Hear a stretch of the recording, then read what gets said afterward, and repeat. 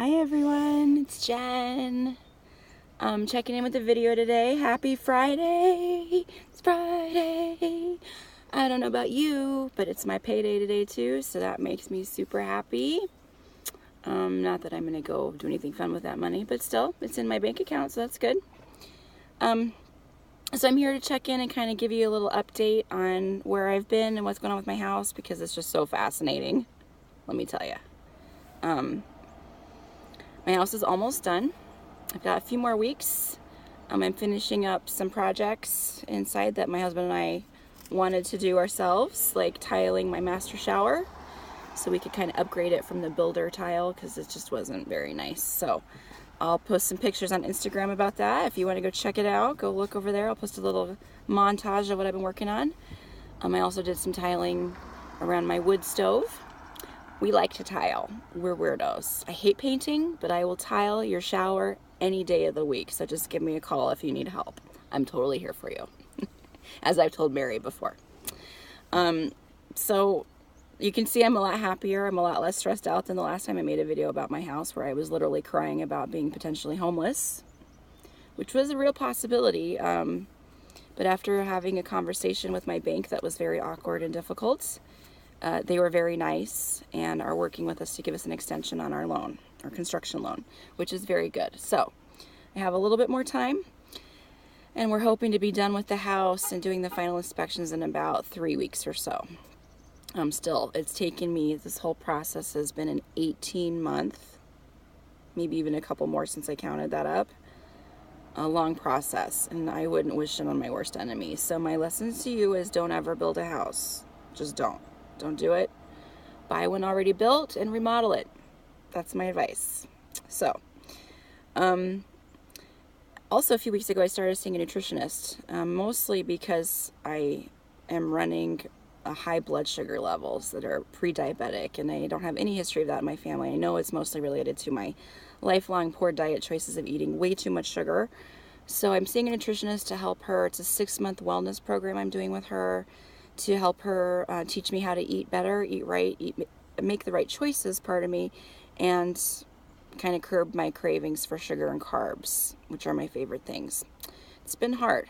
It's not fun. Right now I am craving a cheeseburger so bad, you don't even know. So, but I'm seeing my sugar levels drop, so it's really good.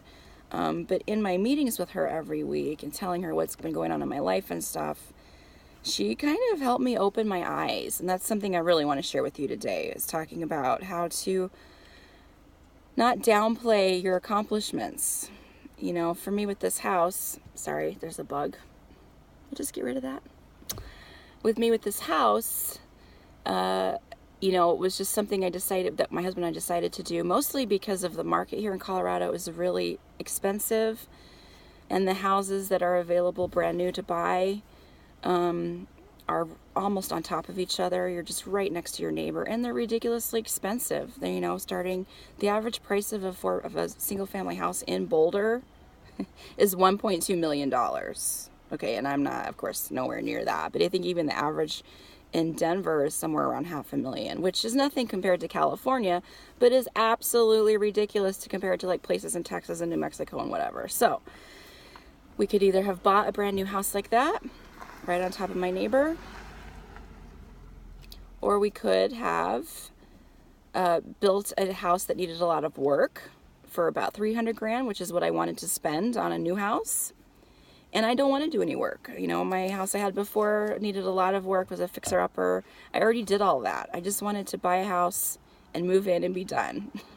It's not exactly what happened. But, you know, for the same amount of money that we would have spent doing either of those other two things, we built in the mountains on 1.5 acres right next to a national park. It's beautiful up there. So, I mean, all in all, we got a lot of bang for our buck, way more than we would have if we'd done anything else. But it's been really hard. But it wasn't like, I want to build a house someday. That's a goal in my life. No, it was the market's kind of forcing us to do this, so that, because we think this is the best investment for us long term and where we want to be long term. So when my nutritionist said the other day that, you know, you guys accomplish a lot, you do amazing things, and you need to recognize that, I was like, what? It's just, we just do what needs doing. You just do what has to be done. You don't think about it as this big, like, grandiose thing. You just get up in the morning, you know, you get your kids dressed, you get them to school, whatever. You help them with their projects. In my case, you manage contractors who can't even build walls straight. You know, we just do what needs doing. But sometimes it's nice to have another person outside of yourself say, hey, you know what you're doing is really hard. And you're really kicking ass. You're doing a great job. And you've managed to stay married. That's amazing. You know, like, you haven't killed your husband yet, and vice versa. So I just want to send a message out there to you today to not downplay your own accomplishments, because they're big and they're important, and you did it. You freaking rocked it, you know? So recognize all the amazing things that you do every day, every week, every month, every year, all the time. You know, sometimes I get annoyed with people, and I hope this doesn't offend anybody, but I get annoyed with people when I see them at a race and they finish the race. They're like, oh, I finished the race with God's grace or with God's help. And yes, that might be true, for sure. But you also did it because you put one foot in front of the other, and you kept going mile after mile, and you didn't give up, and you did all the training, and you did all the nutrition and all the recovery. God didn't do that stuff for you. You actually had to do it. Now, you might have prayed for strength and guidance and resilience, and that helped for sure, but you actually did the physical work yourself. No one can do that for you. So take pride in that and recognize it as a huge accomplishment, because it really is. You know, I think it dawned on me when I realized that this house I'm building is going to be there long after I am gone and dead.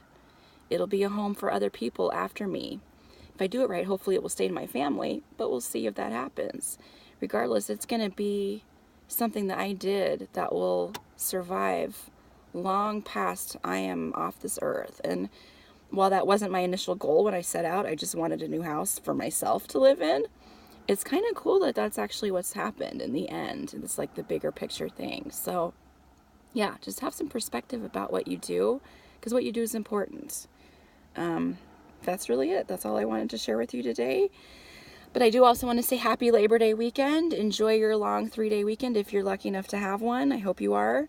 Run all the races, eat all the barbecue, get a PR, enjoy that last weekend of summer, and have a great one, everybody.